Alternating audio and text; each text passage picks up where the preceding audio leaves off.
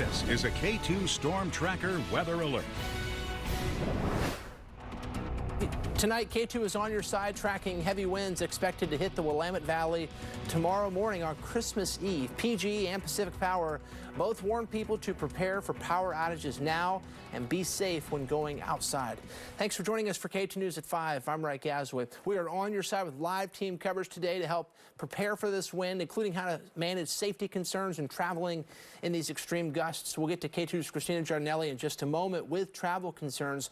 We start with K2's Joe English with when exactly we can expect these heavy winds to come in, Joe. Well, you will get them probably 8, 9 o'clock tomorrow morning from the central part of the valley up along the coast into the metro area. But here's the good news. Even though we still have a wind advisory up from 7 a.m. to 4 p.m., latest models showing us the wind maybe not as strong. Still damaging wind potential of 40, 50, even 60-mile-an-hour gusts, but not as strong as this model has been predicting in the past. Here we are, 7:30 in the morning, this area of low pressure moving up along the coast, and here we are at 11 o'clock. What the problem has been, you see this dark brown right here, that's 60 to 70-mile-an-hour gusts, and you see those off to the east side as well, so that's a problem for you around Pendleton, but it's not as intense as it has been. And then by late in the afternoon, things really calm down. Christmas Day, we see some wind out over the ocean, but that's about it. So wild, windy Wednesday morning, even if we don't get those 70-plus mile-an-hour wind gusts, it still could be damaging out there. We're going to see some rain develop overnight tonight into tomorrow, but that's not the story for Wednesday. It's the wind. It's not the rain. This is not an atmospheric river. This is not flooding rain. It's just going to be damaging wind the first half of the day. Still breezy into the afternoon early, so gusts of 40, 50, even 60 miles per hour possible. By Christmas Day, Friday, Saturday, things are much calmer with just some showers out there. 52 the high tomorrow with mostly sunny skies late in the day after all that Wednesday morning wind. All right, Joe, thanks for that. Tonight, officials tell us tomorrow's windstorms likely to hit last week's flooded areas the hardest. It is another blow to people still cleaning up from that atmospheric river. Plus, with the worst of the storm expected to hit during peak holiday travel times, we're on your side with some critical advice to keep you and your family safe. K2's Christina Giardinelli is live now in Northeast Portland for looking into travel advisories. Christina, downed trees are the biggest concern right now.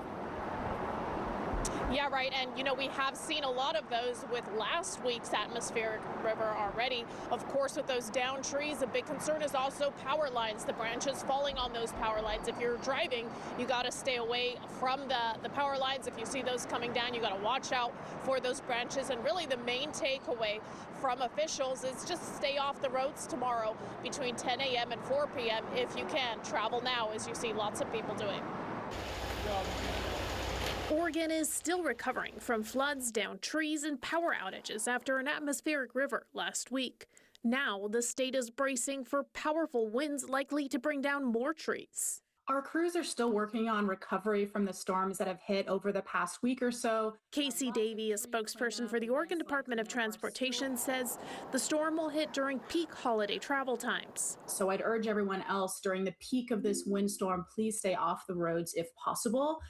But places that could be impacted definitely are mountain passes, anywhere tree-lined corridors. Just keep a good eye on your weather forecast to see where the biggest winds are going to happen. She says areas affected by the last storm should expect a potential double whammy. Any places with soils that have already been saturated, tree-lined corridors, those places are more likely to see downed trees and impacts. And from a windstorm, downed trees or limbs and downed power lines are really some of our biggest concerns. Davey says it's best to travel before the storm hits because it could take a while to clear roads after. Lots of tree cleanup and landslide cleanup are still underway, but we are preparing and staffing up to be able to respond to this storm if it hits. That means for us, our crews, we can't start clearing the roads until the windstorm dies down. So I'd urge everyone else during the peak of this windstorm, please stay off the roads if possible.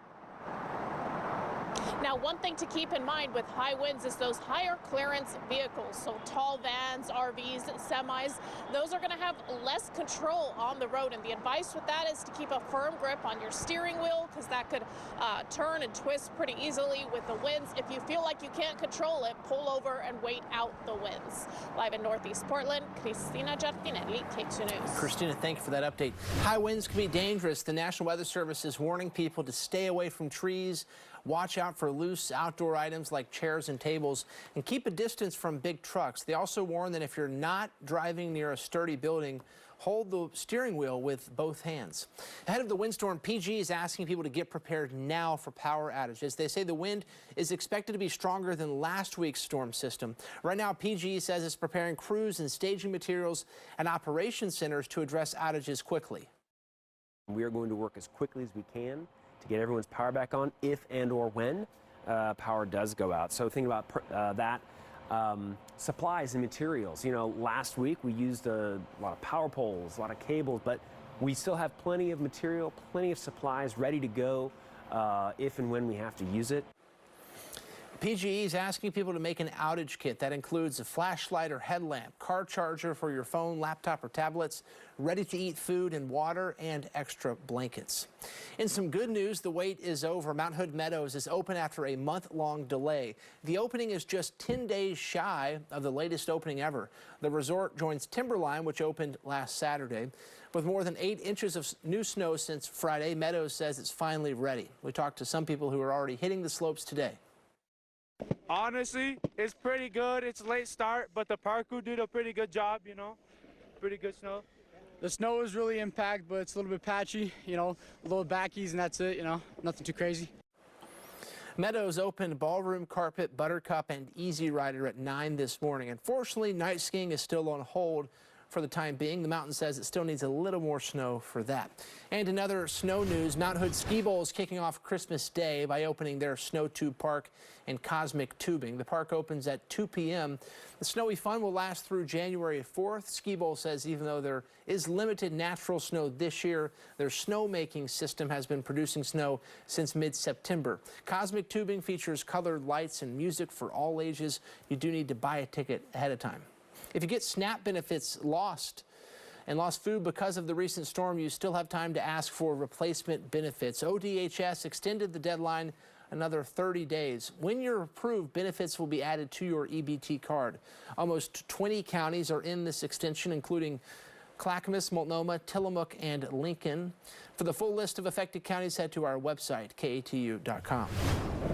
And tune in tonight for a K2 News winter weather special. Winter weather in the Pacific Northwest can be unpredictable and at times extreme.